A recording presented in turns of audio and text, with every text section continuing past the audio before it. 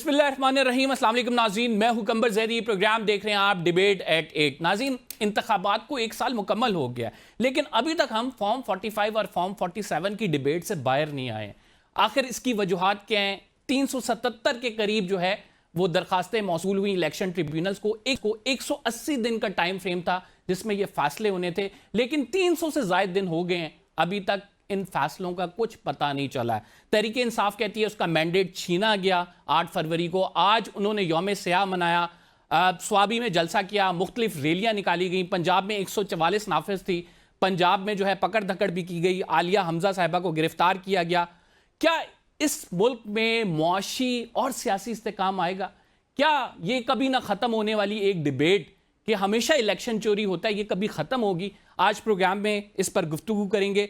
साथ एक हम देख रहे हैं कि खतूत का सिलसिला आ चुका है, और इस खतूत के सिलसिले में अगर बात करें तो 4 जजेस कभी चीफ जस्टिस को लिखते हैं, कभी इस्लामाबाद हाई कोर्ट के जस्टिस बाबर सत्तार जस्टिस आमिर फारूक को लिखते हैं, और कभी इमरान खान हमें ख़त लिखते नज़र आते हैं जनरल आसिम मुनीर साहब को।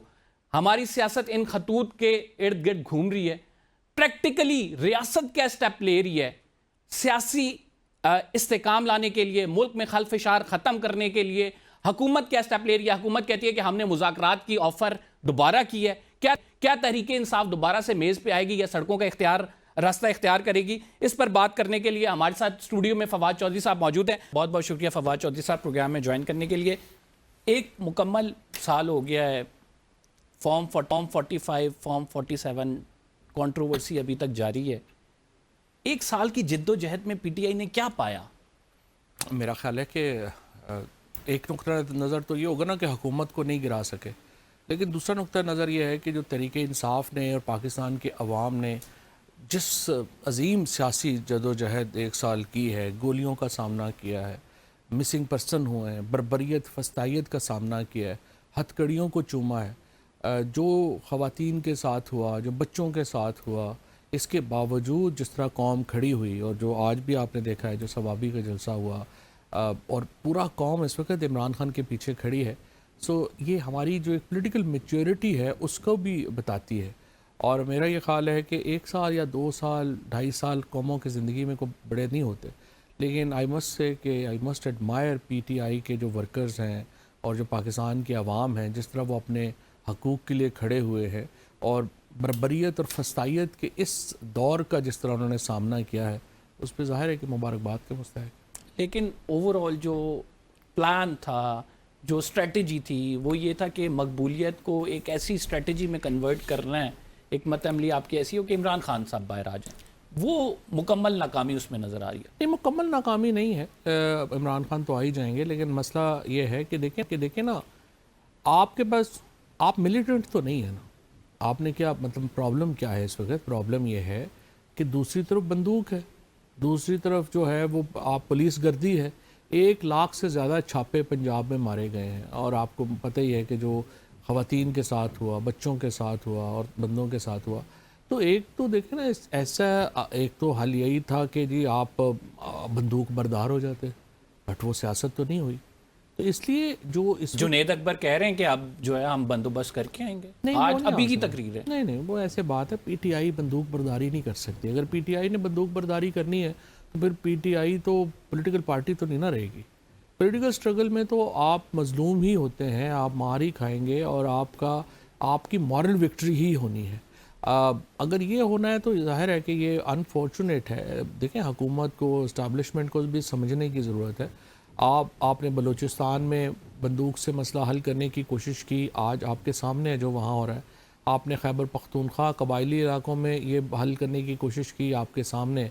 अब प्रॉब्लम ये है कि देखो, हम जैसे हम पॉलिटिशियन हैं, हमें तो मौका, जगह, स्पेस मिलेगी तो हम पॉलिटिक्स कर सकते हैं ना, नहीं मिलेगी नहीं कर सकते।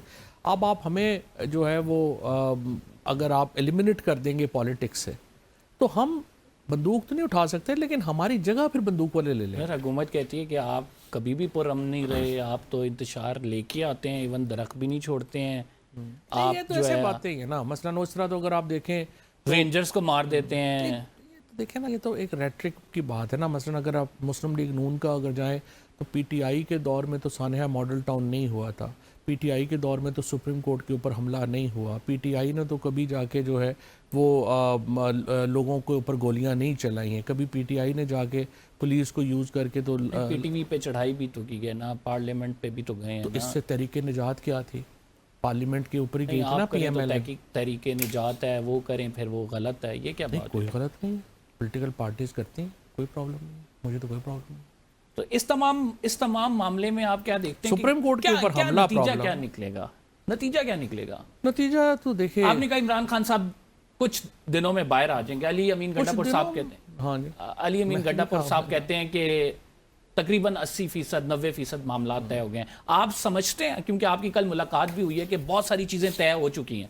نہیں, میری بات ہوئی خان صاحب سے, اور خان صاحب کہہ رہے ہیں کہ علی امین ایسے ہی مار رہے ہیں. 80-90% جو بات چیت ہے, اگر یہ ہے کہ میں بنی گالا چلا جاؤں یا مجھے وہ اٹھا کے جو ہے وہ نتھیا گلی کے گیسٹ ہاؤس میں رکھ دیں, تو اس میں کیا وکٹری ہے؟ یہ تو حکومت آج کرنا چاہ رہی ہے. تو پہلے دن اٹک میں خان صاحب کو کہہ دیا گیا تھا کہ آپ باہر چلے جائیں, تو آپ حکومت چلنے دیں اور یہ ہو جائے گا وہ ہو جائے گا. یہ تو عوام ہار گئی نا. اگر آج عمران خان نے شہباز شریف بننا ہے تو جو علی امین کا گنڈا پور کا فارمولہ لگا دیں. عمران خان تو صرف ایک ہی نقطے کے اوپر بات چیت ہے, اور بات چیت ہے نئے الیکشن کب ہونے ہیں.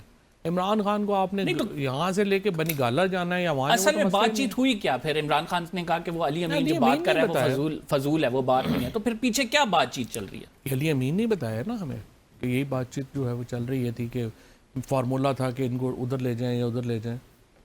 2 سال کے لیے خاموشی کا کہا گیا تھا, یہ تو اٹک میں ہی کہا گیا تھا نا.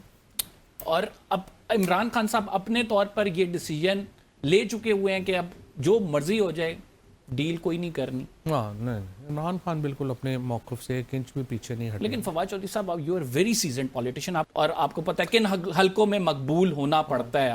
لیکن قبولیت کے لیے بھی تو مقبولیت چاہیے نا, یہ ایک دوسرے کے ساتھ ہی ہیں. فوج یا اسٹیبلشمنٹ یا حکومت جو ہے وہ عوام سے اتنے فاصلے پہ تو نہیں رہ سکتے, اور کتنی دیر رہ سکتے ہیں. دیکھیں نا, یہ نہیں ہے, یہ تو ایسی باتیں ہی ہیں کرنے والی. ایشو یہی ہے کہ الٹیمیٹلی جو ریاست ہوتی ہے وہ عوام کا نام ہے, اور عوام کے بغیر کوئی ادارہ جو ہے وہ فنکشنل نہیں ہو سکتا. خواجہ آصف کہتے ہیں کہ اسٹیبلشمنٹ ایک پرپیچول فورس ہے, اور ہم نے سیکھا ہے بہت کچھ ماضی سے. کیا عمران خان نے اپنے لیے سارے دروازے بند کر دیے؟ نہیں, کوئی ایسی بات نہیں ہے. جو اسٹیبلشمنٹ ہے وہ جو کچھ ابھی تک ہو چکا ہے, جس طرح سے 9 مئی ہوا, جس طرح سے لیٹرز لکھے گئے, یا پارٹ 2 کہا گیا, اس کے بعد واپسی ممکن نہیں ہے. جب خواجہ آصف اس طرح کی بات کریں تو ان کی اپنی 71 والی تقریر تو چلا دیا کرے نا. جتنی گھٹیا اور تقریر انہوں نے کی ہوئی ہے 71 کے اوپر, اتنی تو کسی نے اور بات کی ہوئی نا پاکستان کے اوپر. اگر ان کی صلح ہو سکتی ہے مفاد کے لیے, تو پھر صلح تو ہر وقت, اور صلح ہونی بھی چاہیے. اس کی وجہ یہ ہے کہ فوج کے بغیر تو ملک نہیں چلا کرتے. فوج is integral part of a governance system. So آپ نے جو بھی ایشوز ہیں وہ معاملات تو حل ہونے ہیں. نواز شریف نے خود کیا کیا نہیں کہا ہوا فوج کو, زرداری صاحب نے کیا نہیں کہا ہوا, اینٹ سے اینٹ بجا دیں گے اور کیا کر دیا. وہ ایشو نہیں ہے, یہ تو ایسے ریٹرک ہے نا, جو مرضی کوئی بات کرے اس کا فرق نہیں پڑتا. پرابلم یہ اصل اس وقت یہ ہے کہ عمران خان کو جو پاور کوریڈورز میں ان کی جو جائز حیثیت ہے وہ دینی پڑے گی. اس کے اوپر بلڈ پریشر جو ہے وہ نیچے جاتا ہے. اب عمران خان کو, جس کے ساتھ ملک اس وقت 70-75% اتنا بڑا کنسنسس, آپ اتنے سالوں سے خود پالیٹکس کور کر رہے ہیں, عمران خان سے بڑا پولیٹیکل کنسنسس ہوا ہی نہیں کبھی کسی کے اوپر. اتنی بڑا پوری دنیا اس کے ساتھ کھڑی ہے, آپ کہہ رہے ہیں کہ مائنس عمران خان ملک چلا لیں گے. کیسے چلا لیں گے؟ نہیں چل سکتا. اس لیے امپورٹنٹ ہے کہ آپ اس کی سیاسی حیثیت اور اہمیت کو جان کے ان کے ساتھ بات کریں کہ جی الیکشن ہے, اس کے لیے اتنا ٹائم چاہیے اور آپ ہمیں اتنا ٹائم دیں, اور وہاں پہ کمپرومائز ہونا چاہیے. نہیں تو سر, اس تمام معاملے پہ عمران خان اور اسٹیبلشمنٹ کا ایک پیج پہ آنا بڑا ضروری ہے, اور اس کے لیے اسٹیبلشمنٹ کہہ رہی ہے ظاہری بات ہے کچھ ٹائم دیں, کچھ ٹائم فریم ہونا چاہیے. ٹائم فریم کے معاملے پر عمران خان صاحب مان نہیں رہے. نہیں, ٹائم فریم پہ مان جائیں گے. Time frame Imran Khan time frame پہ مان جائیں گے کہ یہ شہباز شریف کی حکومت کو ٹائم دیا جائے. جو الیکشن جائر کرنے کے لیے ایک مناسب ٹائم ہے وہ دے دینا چاہیے, کوئی مسئلہ نہیں. کیونکہ عمران خان کو بھی تو باہر آ کے پارٹی کو ریڈو کرنا ہے نا. موجودہ پارٹی جو ہے وہ تو ظاہر ہے ایک اس وقت تو اس طرح تو یعنی اگر جو ہے اس تمام معاملے پر کوئی ڈیل ہوتی ہے یا اس تمام معاملے پر رضامندی ہوتی ہے تو ون ون سچویشن ہوگی. ون ون سچویشن, کوئی ایسا پرابلم نہیں. پی ٹی آئی پاکستان کی عوام تو سر یہ تو پھر ڈیل ہی ہوگی نا, الٹیمیٹلی تو یہ ڈیل ہوئی. کیا ڈیل ہوئی؟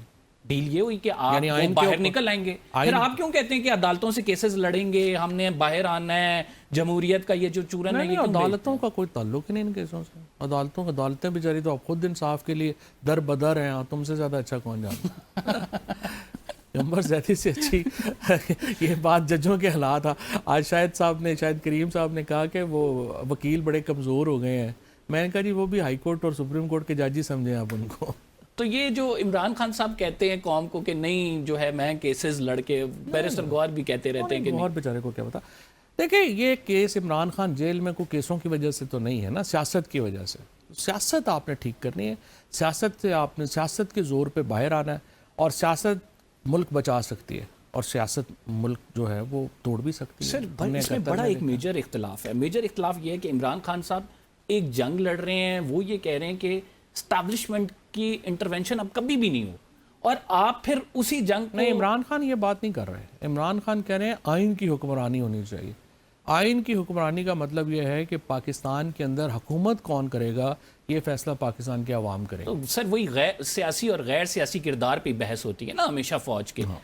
اب اس کو آپ کیسے ڈیفائن کرتے ہیں کہ جب ڈیل کے معاملے پر آئیں تو آپ اسی فوج سے کہہ رہے ہیں کہ آپ ہمیں ریسکیو کریں, اور اس کے بعد پھر ہم ٹھیک ہے ایک کس کو کہنا چاہیے, ہیں کس کو کہنا چاہیے. آپ حکومت سے بات کریں, زرداری صاحب کے بیٹھے ہیں, شہباز شریف صاحب کے ساتھ بیٹھے ہیں, پولیٹیکل فورسز بیٹھے ہیں, کیوں نہیں بیٹھتی ہیں؟ یہ کرا لیں گے. کتنی ہے ان بیچاروں کی. سر آپ نہیں سمجھتے کہ پولیٹیکل فورسز آج بیٹھے ہیں تو بہت ساری تبدیلیاں آ سکتی ہیں؟ دیکھیں بات یہ ہے پولیٹیکل فورسز کا پاکستان کے اندر ایک رول ہے اور اسٹیبلشمنٹ کا ایک رول ہے. پاکستان کی اسٹیبلشمنٹ 1951-52 سے ایک رول ادا کرتی آ رہی ہے, اور اس کے پیچھے ہمیشہ انٹرنیشنل قوتیں جو ہیں ان کی بھی یہاں پہ ایک رول رہا ہے. اب آ کے جب سوویت یونین ختم ہو گیا ہے تو یہاں پہ اسٹیبلشمنٹ کا رول بھی تبدیل ہو گیا ہے, اور اسٹیبلشمنٹ کو بھی سمجھنا پڑے گا کہ وہ پاکستان نہیں چلا سکتے. لہٰذا پاکستان کے اندر آئین کی بحالی کی بہت ضرورت ہے, خصوصاً جو ہمارا بنیادی حقوق کا چیپٹر ہے اس کی بحالی کی بہت اہمیت اور ضرورت ہے, اور اس کے لیے سیاسی جماعتوں کے ساتھ اسٹیبلشمنٹ کو بھی بیٹھنا پڑے گا. اسٹیبلشمنٹ کو اپنا رول ری ڈیفائن کرنا پڑے گا, اور آئین کے اندر رہتے ہوئے ہمیں پاکستان میں نئے انتخابات کی ضرورت ہے. تو آپ کہہ رہے ہیں ایک گرینڈ ڈائلاگ ہو جس میں اسٹیبلشمنٹ بھی بیٹھے, جوڈیشری بھی بیٹھے, سیاسی فورسز بھی بیٹھے ہیں, تو لائے عمل طے کر لیں کہ آگے کس طرح سے چلنا. 100%. اس کے علاوہ اور کوئی حل نہیں. یہ آپ کو یاد ہوگا جسٹس کھوسا نے بھی یہ بات کی تھی, لیکن پھر ہوا کچھ بھی نہیں تھا اس کے بعد بھی. بالکل آصف سعید کھوسا کی جانب سے کھوسا صاحب نے بڑی اچھی پروپوزل دی تھی, اور میرا بھی اب بھی میں سمجھتا ہوں کہ اس وقت جو صورتحال ہے اس میں اسٹیبلشمنٹ کا اور اپوزیشن جماعتوں کا اور حکومتی جماعتوں کا بیٹھنا ضروری ہے. ایک چھوٹا سا بریک لیتے ہیں, we will be right back after this short break. فری صاحب ہمارے ساتھ موجود ہیں, جنید اکبر صاحب نے آج بڑی باتیں کی ہیں, اس پر ڈسکس کریں گے ایک چھوٹے سے بریک کے بعد.